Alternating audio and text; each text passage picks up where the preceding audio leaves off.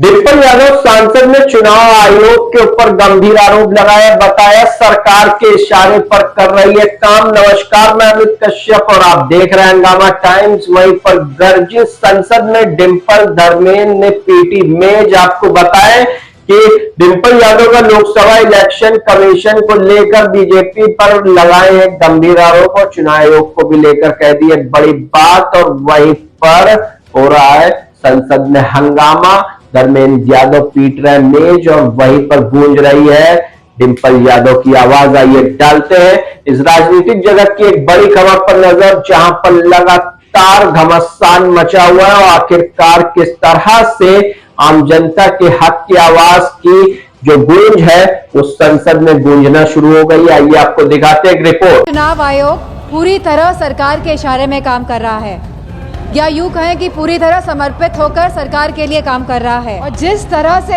ये एसआईआर की प्रक्रिया को अंजाम दिया जा रहा है, कहीं ना कहीं ये वोट काटने वाली प्रक्रिया साबित होती जा रही है। समाजवादी पार्टी की यह मांग है कि बैलेट पेपर के माध्यम से ही चुनाव इस देश में कराया जाए। धन्यवाद अध्यक्ष महोदय। लोकतंत्र के महत्वपूर्ण विषय पर बोलने का जो आपने समय दिया, जहां हम आज चुनाव सुधारों पर चर्चा कर रहे हैं। इनको बोलने दो, प्लीज लिसन टू हर। चुनाव आयोग एक संवैधानिक ढांचा है जिसे निष्पक्ष तरीके से काम करना चाहिए, लेकिन हाल में देखने को मिला है कि ये चुनाव आयोग पूरी तरह सरकार के इशारे में काम कर रहा है, या यूं कहें कि पूरी तरह समर्पित होकर सरकार के लिए काम कर रहा है। हमने उत्तर प्रदेश के उपचुनावों में देखा है कि किस तरह वोटों की धांधली हुई, कि किस तरह बीजेपी ने मनमानी करी और लगातार चुनाव आयोग को शिकायत करने के बावजूद भी चुनाव आयोग ने कोई भी एक्शन नहीं लिया। और इसी के साथ यह भी देखने को मिला कि पुलिस खुद सादे कपड़े पहनकर वोट डालती नजर आई बूथ के अंदर, लेकिन चुनाव आयोग ने कोई भी अधिकारियों के खिलाफ कार्रवाई नहीं करी। सीसी फुटेज की जब मांग करी गई चुनाव आयोग से, तो चुनाव आयोग ने सीसी फुटेज तो नहीं दिए। इसी के साथ एक ऐसा कानून लेके आई है जहां पे कहा गया है कि 45 दिन के अंदर सीसी फुटेज हटा दिए जाएंगे। चुनाव आयोग पूरी तरह से पूर्ण तरीके से पक्षपाती स्वरूप में नजर आ रहा है। और यह हम इसलिए भी कहना चाहेंगे कि चुनाव आयोग का जो स्वरूप बदला है वह इसीलिए बदला है जब से चीफ जस्टिस ऑफ इंडिया को हटाकर यूनियन मिनिस्टर को अपॉइंटमेंट ऑफ इलेक्शन कमीशन में लगाया गया है। तो कहीं ना कहीं जो बिल पास हुआ दिसंबर 2023 में, जहां पे absolute legal immunity for any action by the election commission, इसके साथ साथ protection from accountability and scrutiny, जो इस तरह का सुरक्षा कवच एक चुनाव आयोग को दिया गया, इस वजह से चुनाव आयोग पूर्ण तरीके से समर्पित होकर सरकार के लिए काम कर रहा है। जो एसआईआर की जो प्रक्रिया है, स्पेशल इंटेंसिव रिवीजन, यह रिवीजन के नाम पर नागरिकता कानून लागू किया जा रहा है। रिवीजन के नाम पर अध्यक्ष जी, चुनाव आयोग द्वारा प्रशासनिक निष्पक्षता के नाम पर किया जा रहा यह कार्य हमारी नागरिकता, लोकतंत्र और संवैधानिक नैतिकता की बुनियाद पर सीधा निशाना है।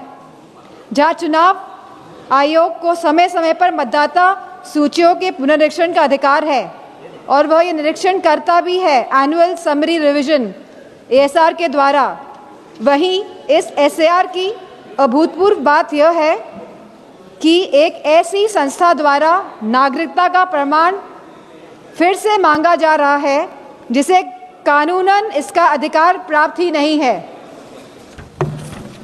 अब तक चुनाव आयोग एक ऐसी संस्था रहा है जिसका उद्देश्य हर मतदाता को शामिल करने का रहा है, लेकिन इस एसआईआर के माध्यम से मतदाता को शामिल करने का यह सिद्धांत उलटकर बाहर करने की दिशा में तब्दील होता जा रहा है।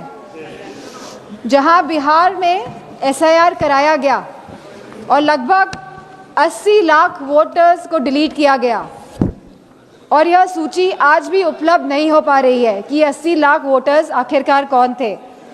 वहीं एसआईआर के बाद भी अंतिम मतदाता सूची में लगभग 14 लाख से अधिक डुप्लीकेट वोटर्स पाए गए और इसमें भी लगभग 3.5 मतदाताओं के दोनों वोटर आईडी कार्ड पर एक ही विवरण दर्ज कराया गया है। अब ये एसआईआर की प्रक्रिया उत्तर प्रदेश में भी चल रही है, जहां बीएलओ को कोई भी प्रशिक्षण नहीं दिया गया है, जहां लगभग 10 से ज़्यादा बीएलओ ने काम के बोझ की वजह से आत्महत्या करी है और वेस्ट बंगाल में भी लगभग 20 बीएलओ ने आत्महत्या करी है। तो कहीं ना कहीं जहां इन बीएलओ को प्रशिक्षण नहीं दिया जा रहा है और जिस तरह से ये एसआईआर की प्रक्रिया को अंजाम दिया जा रहा है, कहीं ना कहीं ये वोट काटने वाली प्रक्रिया साबित होती जा रही है।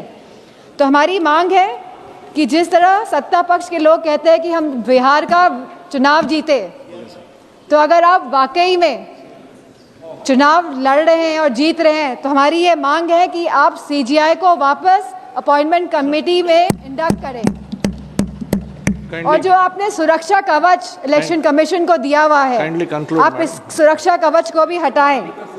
और इसी के साथ समाजवादी पार्टी की यह मांग है कि बैलेट पेपर के माध्यम से ही चुनाव इस देश में कराया जाए और जिस तरह के मॉनेटरी बेनिफिट्स जब चुनाव किसी राज्य में चल रहा है आप बैंक खातों में पहुंचा रहे हैं, तो मेरा यह मानना है कि कहीं ना कहीं ये वोट जो लोग डाल रहे हैं, वोट डालने में भी इसका इफेक्ट होता है, तो इसे बंद करा जाए। इन्हीं शब्दों के साथ मैं ये बात भी कहना चाहूँगी कि ये जो नागरिकता कानून है, जो ये एसआईआर जो ये लाया जा रहा है, इसे हटाया जाए जिससे कि सही मायनों में लोगों के वोटों का अधिकार सुरक्षित रह सके।